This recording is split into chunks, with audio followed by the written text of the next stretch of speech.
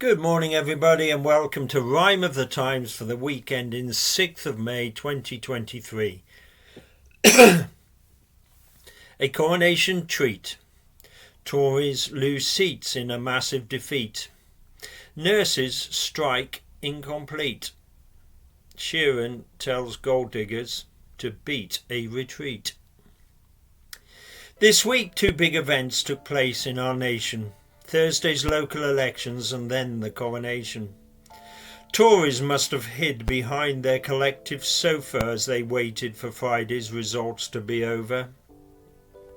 And sure enough, as one by one they were announced, it became clear Conservatives had been trounced.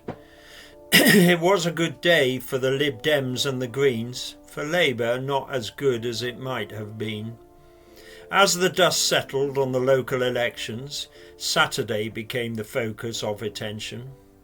While for Royalists excitement multiplied, Republicans seemed to want to divide. And although they generally didn't riot, they also weren't exactly quiet. On Wednesday, the Public Order Bill was signed into law. Is it the out-of-order bill that it's been designed for? That was the question being asked by some, while at Buckingham Palace the rain had begun. Charles' reign had begun last September at accession. Now the heavens opened on the King's procession. In the pouring rain, the Diamond Jubilee State coach, drawn by 6 Windsor Greys, made its approach to Westminster Abbey with King and Queen aboard. Throngs of flag-waving people cheered and roared. Thousands wanted to live this piece of history, the first coronation since 1953. Charles himself, of course, attended the last one, being just 4 years old when they crowned his mum. This was a state occasion, so the government decided who was on the guest list and who was not invited.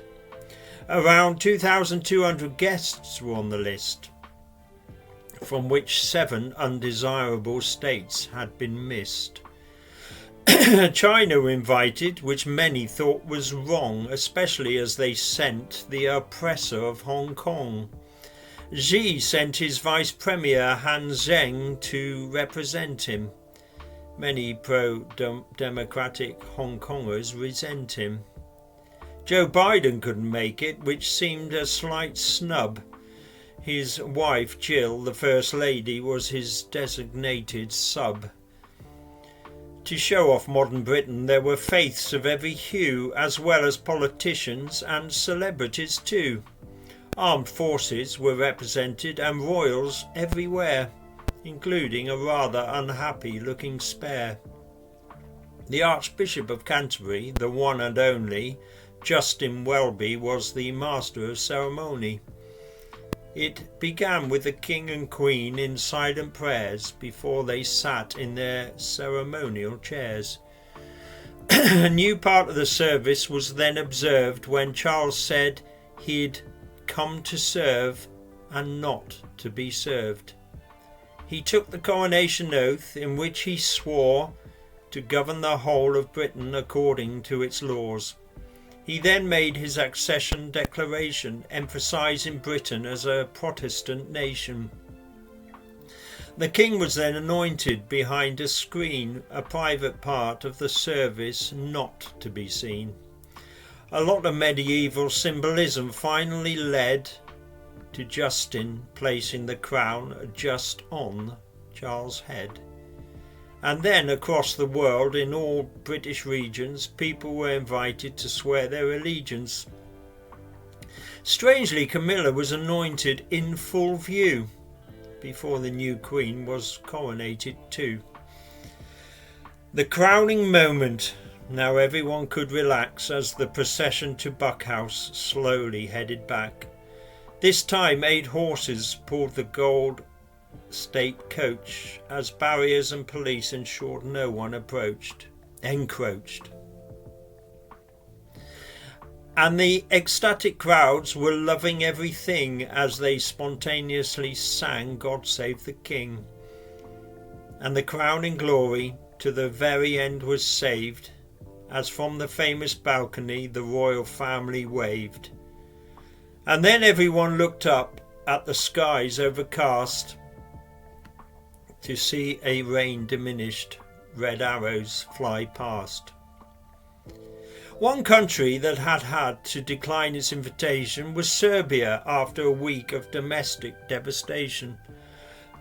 On Wednesday, a boy entered his school in Belgrade, and from his 2 guns a hail of bullets he sprayed.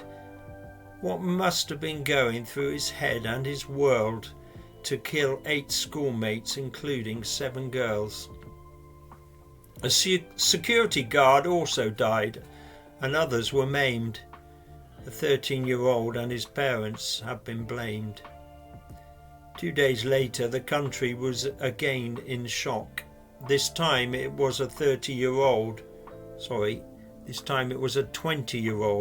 who ran amok, shooting dead 8 people whilst in a car, leaving 2 Serbian villages emotionally scarred.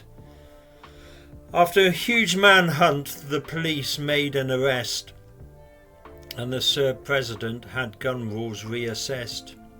Mass shootings are rare because of strict laws, though guns are rife in Serbia from the Yugoslav wars. Monday was the start of a 2-day nurses' strike, but the unions messed it up. What are they like? The 2nd of May turned out to be an unlawful date, as it fell outside the 6-month striking mandate. And there was another illegal strike on the 3rd of May. Probably a false flag operation, experts say. Video of explosions above Moscow were proof of Ukraine aiming drone attacks at the Kremlin roof. Or was Russia seeking prior justification for the next day's renewed blitz on the Ukrainian nation? On Thursday, Ed Sheeran had pleasure and dismay after another copyright court case went his way. Let's get it on.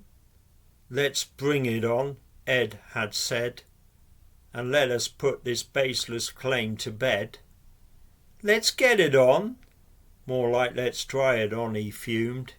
If you think thinking out loud copies your tune. Any more claims like this, and songwriting is doomed.